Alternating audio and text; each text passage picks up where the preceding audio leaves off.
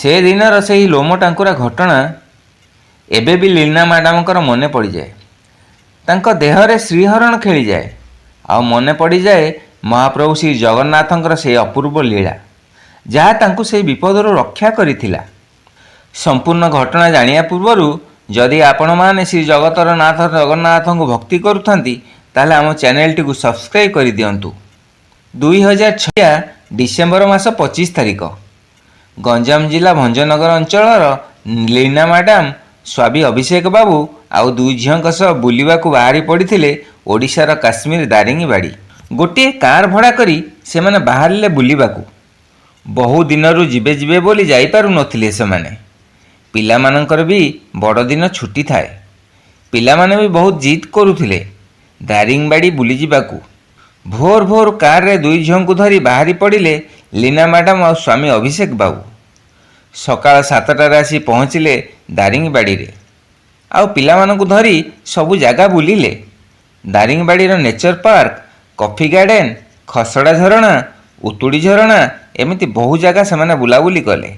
ପିଲାମାନେ ଏସବୁ ଦେଖି ବହୁତ ଖୁସି ହୋଇଗଲେ। ଏମିତି ବୁଲାବୁଲି କରିବା ଭିତରେ ସମୟ 4:30 ହୋଇଗଲାଣି। ଶୀତ ଦିନ, 5ଟା ପରେ ସନ୍ଧ୍ୟା ହୋଇଯାଏ। କାରର ଡ୍ରାଇଭର ଅଭିଷେକ ବାବୁଙ୍କୁ କହିଲେ, ଆଜ୍ଞା ଶୀତ ଦିନ, ଶୀଘ୍ର ସନ୍ଧ୍ୟା ହୋଇଯିବ। ଆମକୁ ସନ୍ଧ୍ୟା ପୂର୍ବରୁ ସୋରଡ଼ାରେ ପହଞ୍ଚିବାକୁ ଅଛି। ଘାଟି ରାସ୍ତା, ଜଙ୍ଗଲ ଜନ୍ତୁମାନେ ବି ରାସ୍ତାରେ ଯିବା ଆସିବା କରୁଥିବେ। ଆଉ ଡେରି କରିବାନି, ଆମେ ବର୍ତ୍ତମାନ ବାହାରି ପଡ଼ିବା। ଡ୍ରାଇଭରଙ୍କ କଥା ଶୁଣି ଅଭିଷେକ ବାବୁ ରାଜି ହୋଇଗଲେ। ଘାଟି ରାସ୍ତା ଦେଇ ଯିବା। ଛୋଟ ପିଲାମାନେ ବି ଆମ ସାଙ୍ଗରେ ଅଛନ୍ତି। ଆଉ ଡେରି କରିବାନି, ଚାଲ ଜଲ୍ଦି ବାହାରି ପଡ଼ିବା। ଏହାପରେ ଦାରିଙ୍ଗିବାଡ଼ିରୁ ବାହାରିଲେ ଭଞ୍ଜନଗର। ସେତେବେଳକୁ ସନ୍ଧ୍ୟା ହୋଇନଥାଏ। ସାତବାଙ୍କିଆ ଘାଟି ପାଖରେ ତାଙ୍କ କାର୍ ପହଞ୍ଚିଲା। ଅଭିଷେକ ବାବୁ କାର୍ ଡ୍ରାଇଭରଙ୍କୁ କହିଲେ, ଏବେ ଘାଟି ରାସ୍ତା ପଡ଼ିଲା, ଟିକେ ଦେଖିକି ଚଲେଇବ। ପିଲାମାନେ ଗାଡ଼ିରେ ବସିଛନ୍ତି, ଧୀରେ ଧୀରେ ନେବ। ଏହାପରେ କାର୍ ଡ୍ରାଇଭର ଅଭିଷେକ ବାବୁଙ୍କୁ କହିଲେ, ସାର୍ ଆପଣ ଜମାରୁ ବ୍ୟସ୍ତ ହୁଅନ୍ତୁନି, ମୁଁ ଧୀରେ ଧୀରେ କାର୍ ତଳକୁ ନେବି। ଲୀନା ମ୍ୟାଡ଼ାମ ଆଉ ତାଙ୍କ ପିଲାମାନେ ଘାଟିର ସୌନ୍ଦର୍ଯ୍ୟ ଉପଭୋଗ କରୁଥାନ୍ତି। ଘାଟିର ଅଙ୍କାବଙ୍କା ରାସ୍ତା ଦେଇ କାର୍ଟି ତଳକୁ ଖସୁଥାଏ। ଏସବୁ ଦେଖି ପିଲାମାନଙ୍କୁ ବହୁତ ମଜା ଲାଗୁଥାଏ। ପାଖାପାଖି ଅଧା ଘାଟି ସରି ଆସିଥାଏ। ହଠାତ୍ ଡ୍ରାଇଭର ଜଣକ କାର୍ ଅଟକାଇ ଦେଲେ। କାର୍ ଅଟକିବା ପରେ ଅଭିଷେକ ବାବୁ ସେ ଡ୍ରାଇଭର ଭାଇଙ୍କୁ ପଚାରିଲେ, ଭାଇ କାର୍ କାହିଁକି ଘାଟି ମଝିରେ ଅଟକେଇଲ? ସେତେବେଳକୁ ଡ୍ରାଇଭରଙ୍କ ଦେହରୁ ଝାଳ ଗମ ଗମ ବାହାରୁଛି। ସେ ଡରରେ ଖାଲି ଥରୁଥାନ୍ତି। ଡ୍ରାଇଭର ଭାଇ ଏମିତି ଥରୁଥିବାର ଦେଖି ଅଭିଷେକ ବାବୁ, ଲୀନା ମ୍ୟାଡ଼ାମ ବହୁତ ଡରିଗଲେ। ଡରି ଡରି ଲୀନା ମ୍ୟାଡ଼ାମ ପଚାରୁଛନ୍ତି, ଭାଇ କ'ଣ ହେଲା ତୁମର?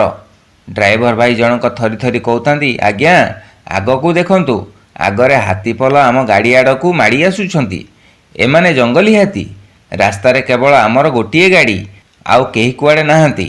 ଆମେ ଆଜି ଏହି ହାତୀମାନଙ୍କ କବଳରୁ ବଞ୍ଚିପାରିବାନି। ମୋତେ ଆଜ୍ଞା କିଛି ବୁଦ୍ଧି ବାଟ ଦେଖାଯାଉନି। ଏବେ ଆମେ କ'ଣ କରିବା? ଅଭିଷେକ ବାବୁ ଦେଖିଲା ବେଳକୁ ସତରେ ହାତୀପଲ ତାଙ୍କ କାର୍ ଆଡ଼କୁ ମାଡ଼ି ଆସୁଛନ୍ତି। ଭୟରେ ଥରିବାକୁ ଲାଗିଲେ ଅଭିଷେକ ବାବୁ ଆଉ ଲୀନା ମ୍ୟାଡ଼ାମ। ସାଙ୍ଗରେ ପୁଣି ଛୋଟ ଛୁଆ ଦିଟା। କ'ଣ କରିବେ?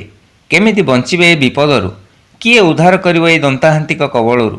ଡ୍ରାଇଭର ଭାଇ କାର୍ ଷ୍ଟାର୍ଟ ବନ୍ଦ କରି ଅଭିଷେକ ବାବୁଙ୍କୁ କହିଲେ, ଆଜ୍ଞା କେହି ବାହାରକୁ ବାହାରନ୍ତୁନି। ଆମକୁ ଏମିତି କାର୍ ଭିତରେ ରହିବାକୁ ପଡ଼ିବ। କିଛି ଶବ୍ଦ ଯଦି ସେମାନେ ଶୁଣିପାରିବେ, ଆମକୁ ଗୋଡ଼େଇ ଗୋଡ଼େଇ ମାରିବେ। ଆଉ କିଛି ଉପାୟ ନାହିଁ ଆମ ପାଖରେ। ଗାଡ଼ି ଭିତରେ ହିଁ ବସି ରହିବା। ହାତୀପଲ ଧୀରେ ଧୀରେ କାର୍ ଆଡ଼କୁ ଆସୁଛନ୍ତି। ରାସ୍ତାରେ ବି ଗୋଟେ ଗାଡ଼ି ମଟର ଯାଉନି। କ'ଣ କରିବେ, କ'ଣ ନ କରିବେ, କିଛି ବୁଦ୍ଧିବାଟ ଦେଖାଯାଉନଥାଏ ସେମାନଙ୍କୁ। ଆଉ ଠିକ୍ ଏତିକି ବେଳେ ସାଙ୍ଗରେ ରଖିଥିବା ମହାପ୍ରଭୁ ଶ୍ରୀ ଜଗନ୍ନାଥଙ୍କ ଫଟୋଟିକୁ କାଢ଼ିଲେ ଲୀନା ମ୍ୟାଡ଼ାମ। ଲୀନା ମ୍ୟାଡ଼ାମ ମହାପ୍ରଭୁ ଜଗନ୍ନାଥଙ୍କର ବହୁତ ବଡ଼ ଭକ୍ତ। ତାଙ୍କ ନିଜ ଘର ମଧ୍ୟ ପୁରୀରେ। ମହାପ୍ରଭୁଙ୍କ ଫଟୋକୁ ହାତରେ ଧରି ଲୀନା ମ୍ୟାଡ଼ାମ କାନ୍ଦି କାନ୍ଦି କହୁଥାନ୍ତି, ହେ ଜଗତର ଠାକୁର ଜଗନ୍ନାଥ, ଆଜି ଆମକୁ ଏତେ ବଡ଼ ବିପଦରୁ କିଏ ଉଦ୍ଧାର କରିବ ପ୍ରଭୁ?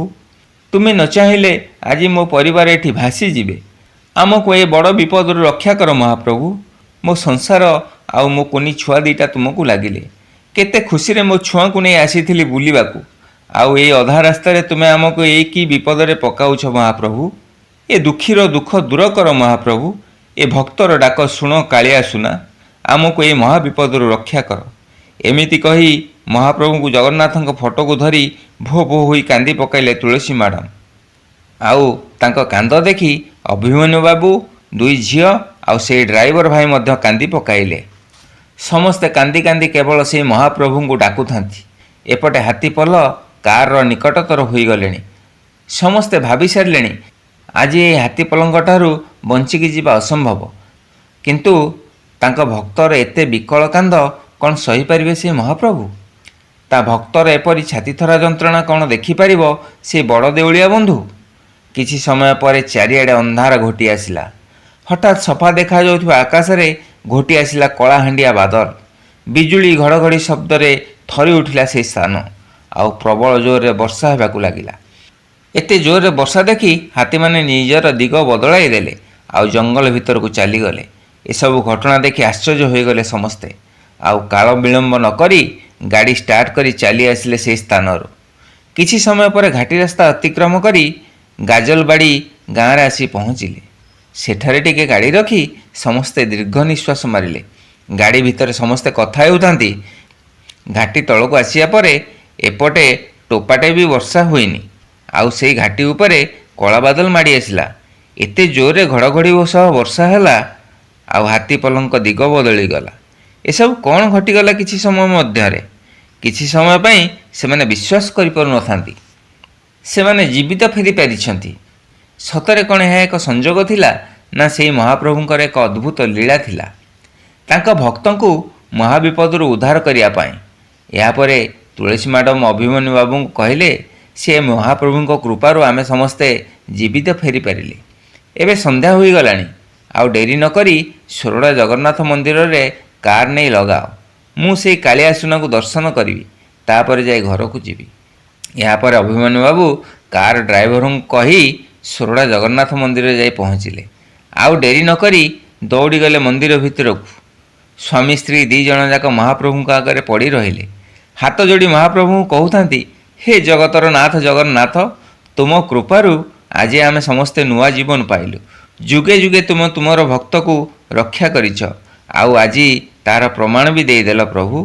ସବୁବେଳେ ସବୁ ସମୟରେ ତୁମେ ତୁମର ଭକ୍ତକୁ ଏମିତି ରକ୍ଷା କରୁଥାଅ ମହାପ୍ରଭୁ। ଏମିତି କହି ଠାକୁରଙ୍କୁ ଦର୍ଶନ କରି ଘରକୁ ଫେରିଲେ ସମସ୍ତେ। ସତରେ ମହାପ୍ରଭୁ, ତୁମର ଲୀଳା ତୁମକୁ ହିଁ ଜଣା। ମହାପ୍ରଭୁଙ୍କର ଛୋଟିଆ ଅନୁଭୂତିଟିଏ କେମିତି ଲାଗିଲା କମେଣ୍ଟ ମାଧ୍ୟମରେ ଆପଣଙ୍କର ମତାମତ ଜଣାଇବେ।